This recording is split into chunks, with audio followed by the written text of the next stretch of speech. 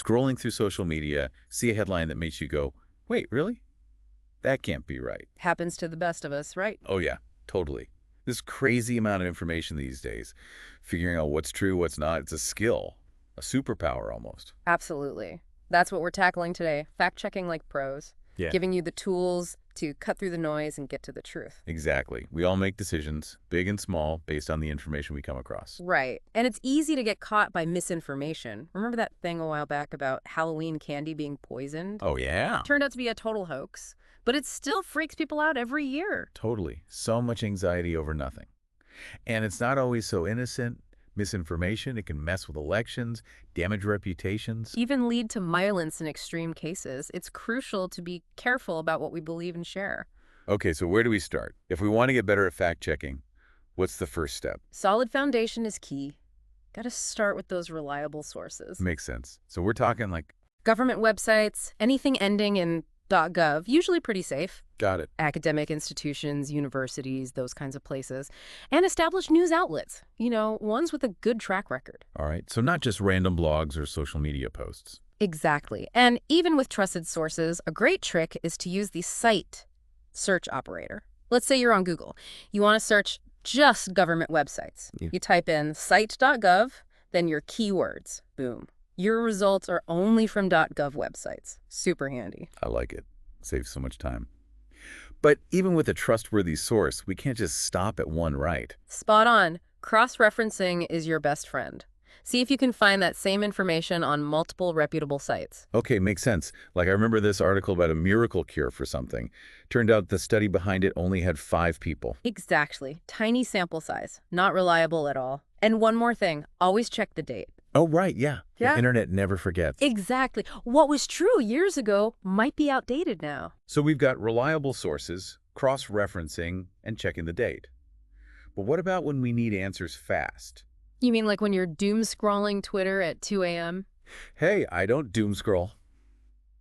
Sometimes, but yeah, there's got to be some tools to help with quick fact-checking. Absolutely. Sites like Snopes and factcheck.org, they're lifesavers for debunking viral stuff. I've heard of Snopes. Yeah, they've been around forever. They even debunked that story about a lady who microwaved her poodle.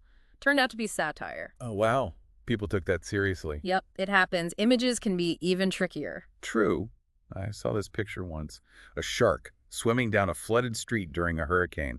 It looked so real. Classic fake. Been circulating for years. That's where reverse image search comes in. You upload the picture to Google Images or Tiny. Yeah. It'll show you every way else that image appears online. You can see if it's been doctored, taken out of context. That's super smart. It's a game changer. And if you want something even quicker, there are browser extensions like NewsGuard or Trusted News. Oh, yeah, I've heard of those. They rate websites for credibility and transparency, so you know right away if a site might be iffy. So helpful. Okay, so besides those tools, are there any just like quick tips we can use ourselves? Always.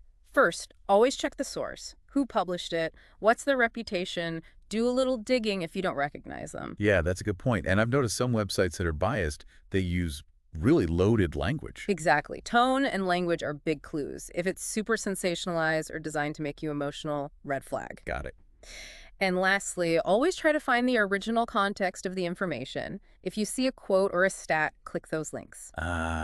So we don't just get the snippet someone else chose. Precisely. You'll be amazed how often things are twisted or misrepresented. This has been so insightful. So much to think about. What would you say is the most important thing for our listeners to remember? Fact-checking. It's a journey, not a destination. It's about healthy skepticism. Be mindful of what we consume, what we share. Could agree more. And it's not just about catching lies. It's about finding the truth, making sure our decisions are based on solid facts. We live in this world of constant information, right? Yeah. It's our responsibility to be smart about it, contribute to a more truthful, informed society. Love that. So next time you see that crazy headline, take a breath, remember what we talked about. Use your tools. Think critically. And here's something to ponder.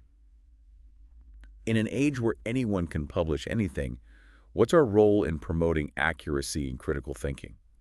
It's a challenge we all face, but it's a worthy one as we navigate this ever-evolving digital world. Couldn't have said it better myself. That's a wrap. Until next time.